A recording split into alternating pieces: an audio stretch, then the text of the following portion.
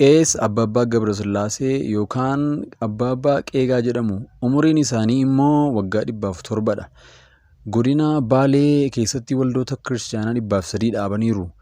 Ijoollee isaanii 126 ta'an arganiiru.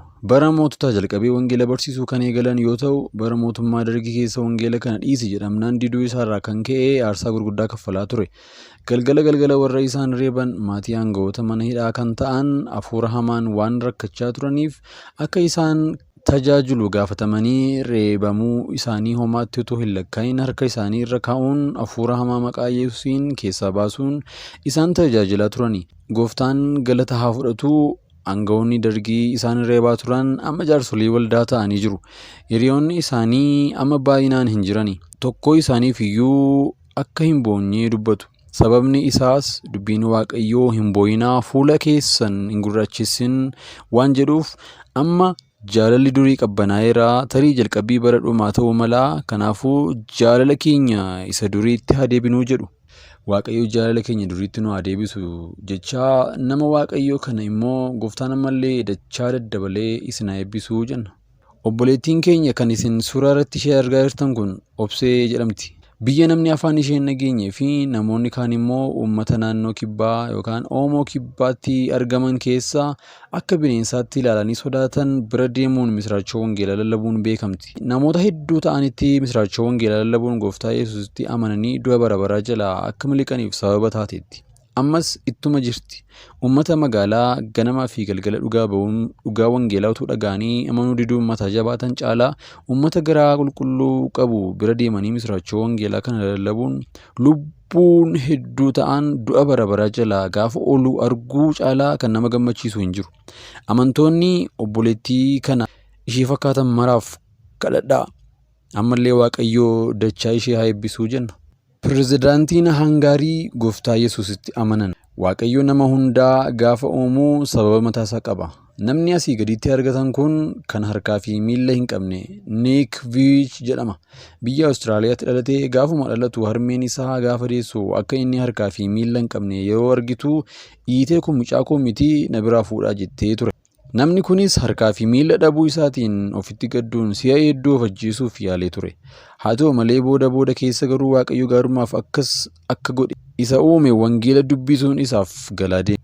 Seenaan isaa dheeraa ta'us namni kun amma baratee kaampaanii adda addaa biyya Ameerikaa keessaa qaba. Haadha manaa fuudhee ijoolleewwan 4 qaba. Biyyoota garaagaraa irra deemuun wangeela mootummaa Waaqayyoo lallabaa jira. Warreen akka isaa qaama miidhamaa ta'anii fi haala garaagaraan garaan isaanii gaddee fi akka hin gaddanneef Waaqayyo gaarummaaf akka isaan jajjabe. Dhiyoo kana immoo Nick Vujicic pirezidaantii biyya Hangaariitti wangeela mootummaa Waaqayyoo lallabuun gooftaa Yesuusitti akka amanuuf sababa ta'e. Kana malees mootota hedduu fi namoota hedduuf dhugaa ba'u akka gooftaatti amananiif gahee isaa baachaa tureera. Ammas itti jira. Sagalee Waaqayyoo akkas jedha. Waaqayyo garuu namoota ogeessota yellaasisuudhaaf waan biyyi lafaa gowwaatti lakkaa'u fo'ate.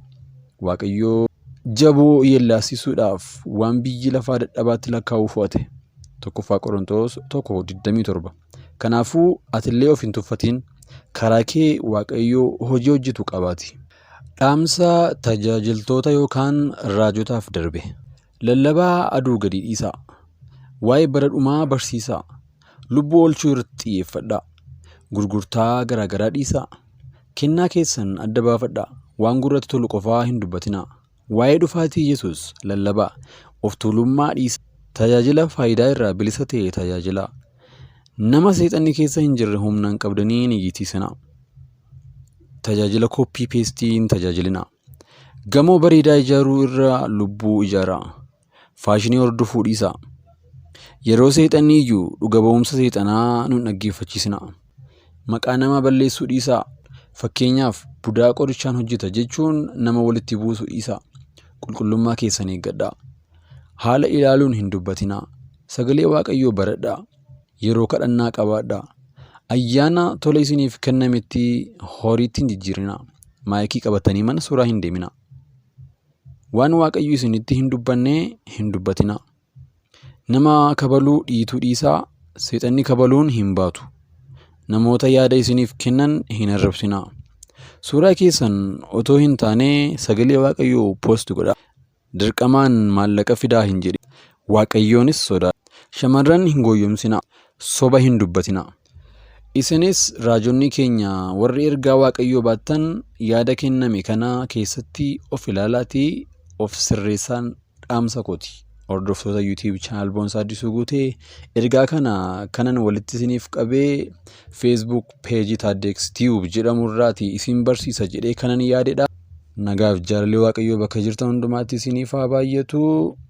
Ulfaadhaa galatoomna. Yoo yaashamaa akkam jirtu hordoftoota keenya kabajamoo chaanalii kanaaf haaraa yoo taatan subscribe gochuu hin dagatinaa. Viidiyoowwan isin akka qaqqabaniif mallattoo bilbilaa kana banaa gochuu hin dagatinaa.